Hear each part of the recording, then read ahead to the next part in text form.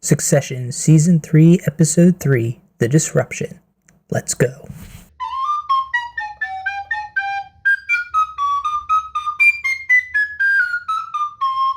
The episode begins with Kendall giving an interview to a reporter, even higher on his own ship than usual. He wants to be seen as one of the people, a man of the working class, despite the fact that in the last season he gutted and released a bunch of workers with absolutely no remorse whatsoever. Jerry, acting as CEO, is attempting to actually run Waystar Royco without Logan breathing down her neck, a task that she is monumentally failing as Logan is still CEO in everything but name and title.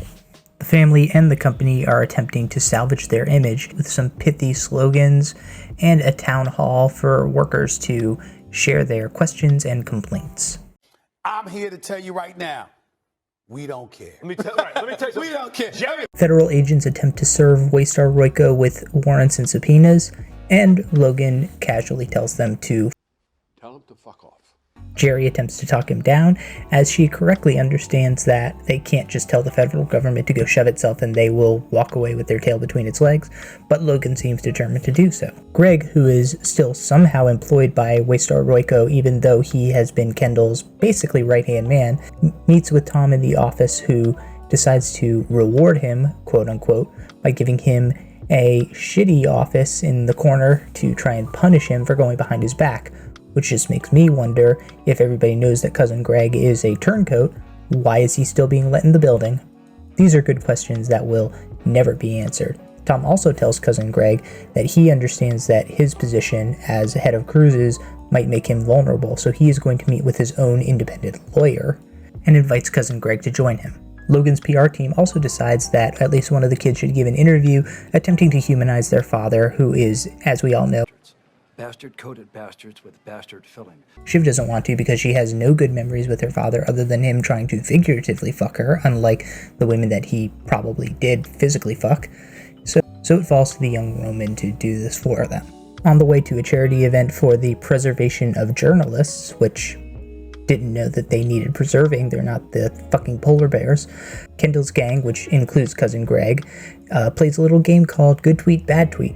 This is a game that I have played many times on my Twitter account, but somehow I always end up as a bad tweet, so it's really not that much fun. Shiv and Kendall talk again for the first time since Kendall basically called her a useless bimbo, to which he tries to apologize, but he does so with as much sincerity as me telling my mother that I didn't eat all of the cookies when I was 5. We see Roman meeting with the interviewer, who is trying to get him to recount a happy childhood memory with his father, which is apparently as likely as drawing blood from a stone. But Roman eventually recounts a time that his father took him fly fishing, which seems so surreal that I doubt it ever happened. At Kendall's after party, they watch a program called The Disruption, and Kendall's apparently expecting for this woman to completely suck his balls when he starts talking about all of the shit that's gone on at Waystar Royco, even though we all know that he has been complicit, when she does not fillet him and instead truthfully calls out how he is a virtue-signaling, piece of shit, rich, white guy. He decides that a good idea would be to go on her show and try and show that he is actually one with the woke, liberal crowd. Back at Tom and Shiv's house, Tom reveals to Siobhan that he did go to speak to an independent lawyer who advised that the things he did would basically put him in prison. As a result, Tom has had the galaxy brain idea to pitch to Logan that he would be willing to be the face of the investigation and potentially go to jail. And sure enough, when Tom brings this idea to Logan, he unhinges his jaw and swallows it whole, already lining up potential suitors for his daughter who aren't complete morons. Logan also meets with a senior White House aide who's appearing on one of his networks to try and subtly threaten/convince her to tell her boss to not attack Waystar Royco. The executive basically says that Logan is a poison pill at this point, and that the president doesn't want to spend any capital defending a guy who comes off as just a little bit rapey. Logan breaks down, basically curses her out, and tells her to tell the president to back him, or he's going to turn the bad coverage on the president on his networks up to an 11. Everyone watching at home wonders if conversations like this happen in real life, and the faith in our democracy slowly dies bit by bit. Ahead of the town hall, the kids and Logan's lackeys go through all of the employee-submitted questions and decide that they are going to answer absolutely none of them because, oh no, the employees were being mean about their dad. Kendall, who's having a stroke that he's not the media's darling boy, decides that he is going to make a big scene and go to the office and I don't know exactly what. He's just going to show up at the office and cause a big commotion, which his lawyer correctly advises him to not do, but causes a very funny scene where everybody scrambles as they try and figure out whether Kendall can actually get into the building or not, whether he can actually do anything on the company equipment or not, and generally just what they want to do about keeping him and Roy from ever making eye contact. Kendall walks through the building, high-fiving and fist-bumping all of the people that he sees, even though he knows absolutely none of them and they were completely irrelevant to him up until this point. After Kendall is shockingly let into the building and into his old office, he finds that, surprise, he cannot actually get onto the computer network, which, no shit, what did you think? And then he has about a 5-minute discussion with some of his team about whether they are trying to freeze him out of his office by turning the temperature down to 65 degrees. And I'm starting to see why Shiv and Roman wanted nothing to do with having this guy leading the way. Eventually, the Waystar Royco town hall for the employees begins, and Shiv is the one who is chosen to give a speech talking about the new direction of the company under her as the new domestic president. She starts off doing a pretty good job, but then about halfway through her speech, the speakers around her begin playing the Nirvana song Rape Me, which is maybe the most diabolically genius thing Kendall has ever actually done. It's amazing what his mind can do when it's not preoccupied with making sure he's the center of attention at all times and whining about how his dad doesn't love him enough to make him the head of his company. Shiv freaks out, breaks down as they try and cut off the song, but the damage has already been done. Shiv storms off and, upon realizing that Kendall was the one who sabotaged her, decides to do the appropriate thing to strike back by spitting in his book. Yeah, Shiv, that'll show him.